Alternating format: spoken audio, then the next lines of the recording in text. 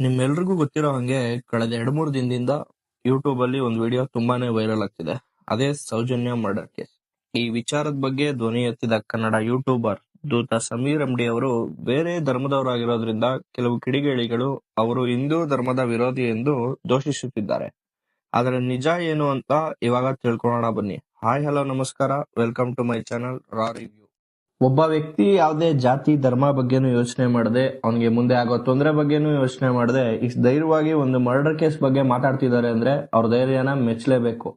ಅವ್ರು ಹಾಕಿರೋ ಪೂರ್ತಿ ವಿಡಿಯೋ ನೋಡಿದ್ಮೇಲೆ ನನಗನ್ಸಿದ್ದು ಆ ವ್ಯಕ್ತಿ ಯಾವುದೇ ಜಾತಿ ಧರ್ಮನೂ ತಲೆಯಲ್ಲಿ ಹಿಡ್ಕೊಳ್ದೆ ಒಂದು ಹೆಣ್ಣಿಗೆ ಆಗಿರೋ ಅನ್ಯಾಯದ ಬಗ್ಗೆ ಧ್ವನಿ ಎತ್ತಿದ್ದಾರೆ ವಿನಃ ಅವರು ಪುಣ್ಯಕ್ಷೇತ್ರವಾದ ಧರ್ಮಸ್ಥಳದ ಬಗ್ಗೆ ಆಗ್ಲಿ, ಅಲ್ಲಿರುವ ಮಂಜುನಾಥ ಸ್ವಾಮಿ ಬಗ್ಗೆ ಆಗ್ಲಿ ಏನೂ ವಿರೋಧಿಸಿಲ್ಲ. ಇದರಲ್ಲೇ ಗೊತ್ತಾಗುತ್ತೆ ನಮ್ಗೆ ಅವರು ಯಾವುದೇ ತರಹ ಹಿಂದೂ ವಿರೋಧಿ ಅಲ್ಲ ಅಂತ.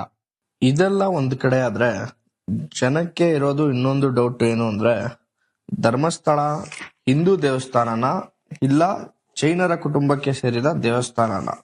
ಇದರ ಇತಿಹಾಸ ಬಗ್ಗೆ ಮಾತಾಡೋಣ. ದಕ್ಷಿಣ ಕನ್ನಡ ಜಿಲ್ಲೆಯ ಬೆಳ್ತಂಗಡಿ ತಾಲೂಕಿನಲ್ಲಿ ನೇತ್ರಾವತಿ ನದಿಯ ದಡದಲ್ಲಿ ಇರುವ ಧರ್ಮಸ್ಥಳ ಒಂದು ಜನಪ್ರಿಯ ದೇವಾಲಯವಿರುವ ಊರು. ಶ್ರೀ ಕ್ಷೇತ್ರ ಧರ್ಮಸ್ಥಳ ಮಂಜುನಾಥ ದೇವಸ್ಥಾನ ದೇಶ ವಿದೇಶ ಭಕ್ತಾದಿಗಳನ್ನ ತನ್ನತ್ರ ಸೆಳೆಯುತ್ತೆ. ಧರ್ಮಸ್ಥಳದ ಮೂಲ ಹೆಸರು ಕುಡುಮ. 800 ವರ್ಷಗಳ ಹಿಂದೆ ಒಂದು ದಂತಕಥೆಯ ಪ್ರಕಾರ ಜೈನ ಧರ್ಮದ ಮುಖ್ಯಸ್ಥ ಬಿರ್ಮಣ ಪೇರ್ಗಡೆ ಮತ್ತು ಅವರ ಪತ್ನಿ ಅಮ್ಮು ಬಾಲತ್ತಿ ಅವರು ನೆಲ್ಲಡಿ ಬೀಡು ಎಂಬ ಮನೆಯಲ್ಲಿ ವಾಸಿಸುತ್ತಿದ್ದರು.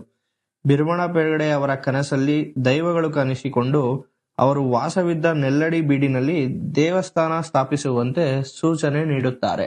ದೈವಾಜ್ಞೆ ಪಡೆದ ಬೀರ್ಮಣ ಕುಟುಂಬ ಬೇರೆ ಮನೆಗೆ ಸ್ಥಳಾಂತರಗೊಂಡು ತಮ್ಮ ಮೂಲ ಮನೆ ನೆಲ್ಲಾಡಿ ಬೀಡನ್ನ ದೇವಸ್ಥಾನಕ್ಕೆ ಸಮರ್ಪಿಸುತ್ತಾರೆ.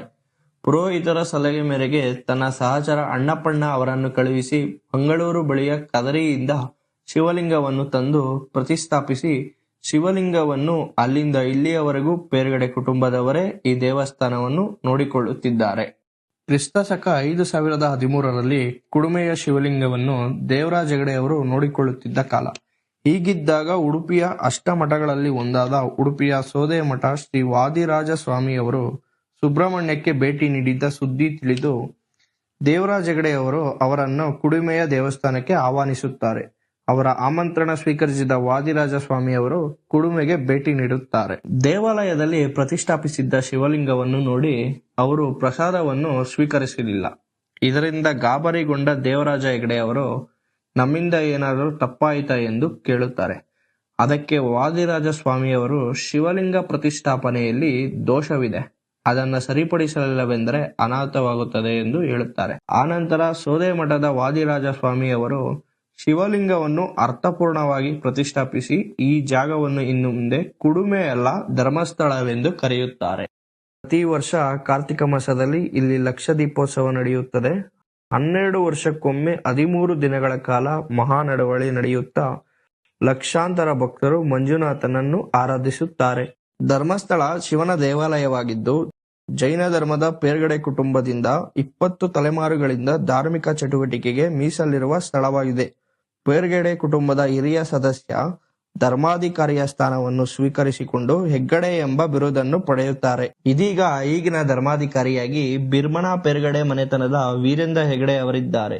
ಅಂದಿನಿಂದ ಇಂದಿನವರೆಗೂ ಹೆಗಡೆ ಕುಟುಂಬದವರೇ ದೇವಸ್ಥಾನದ ಜವಾಬ್ದಾರಿಯನ್ನು ಹೊತ್ತುಕೊಂಡಿದ್ದಾರೆ. ಧರ್ಮಸ್ಥಳ ನಿಸ್ಸಂಶಯವಾಗಿ ಮಂಜುನಾಥ ಸ್ವಾಮಿ ದೇವರಿರುವ ಹಿಂದೂಗಳ ಆರಾಧನೆಯ ಸ್ಥಳವಾಗಿದೆ. ಆದರೆ ಅದನ್ನು ಜೈನರ ಕುಟುಂಬದವರು ನೋಡಿಕೊಳ್ಳುತ್ತಿದ್ದಾರೆ. ಅದರಲ್ಲಿ ತಪ್ಪೇನಿದೆ? ದಂತಕಥೆಯ ಪ್ರಕಾರ ಆ ದೇವಸ್ಥಾನ ಹುಟ್ಟಿದ್ದೇ ಜೈನರ ಮನೆತನದ ಭೀರ್ಮಣ ಪೇರ್ಗಡೆಯವರ ಮನೆಯಲ್ಲಿ ಅಲ್ಲವಾ? ಅದಕ್ಕೆ ಜಾಗ ಕೊಟ್ಟಿದ್ದು ಅವರೇ ಅಲ್ಲವಾ? ಅದರ ಹಕ್ಕು ಆ ಕುಟುಂಬದವರಿಗೆ ತಾನೇ ಸೇರಬೇಕು. ಇದರಲ್ಲಿ ವಿವಾದವೇನಿದೆ? ಆದರೆ ವಿವಾದ ಇರೋದು ಅಲ್ಲಿ ನಡೆದ ಕೊಲೆಗಳ ಬಗ್ಗೆ. ಈ ಕೊಲೆಗಳು ಮಾಡಿರೋದು ಮನುಷ್ಯನೇ ಹೊರತು ದೇವರಲ್ಲ. ಕರ್ಮ ಯಾರನ್ನೂ ಬಿಡುವುದಿಲ್ಲ, ಅದು ಯಾರಾಗಿದ್ದರೂ ಅಷ್ಟೇ. ಸೌಜನ್ಯ ಅವರಿಗೆ ಆಗಿರುವ ಅನ್ಯಾಯದ ಮತ್ತು ಅಲ್ಲಿ ಬೇರೆ ಕುಟುಂಬದವರಿಗೆ ಆಗಿರುವ ಅನ್ಯಾಯಕ್ಕೆ ನ್ಯಾಯ ಸಿಗಲಿ. ತಪ್ಪು ಮಾಡಿದವರಿಗೆ ಆದಷ್ಟು ಬೇಗ ಕಾನೂನು ಶಿಕ್ಷೆ ಕೊಡಲಿ. ಈ ವಿಡಿಯೋ ಇಷ್ಟ ಆಗಿದ್ದಲ್ಲಿ ನಮ್ಮ ರಾ ರಿವ್ಯೂ ಚಾನೆಲ್ನ ಸಬ್ಸ್ಕ್ರೈಬ್ ಮಾಡಿ, ಎಲ್ಲರಿಗೂ ಶೇರ್ ಮಾಡಿ ಮತ್ತು ಸಪೋರ್ಟ್ ಮಾಡಿ. Thank you.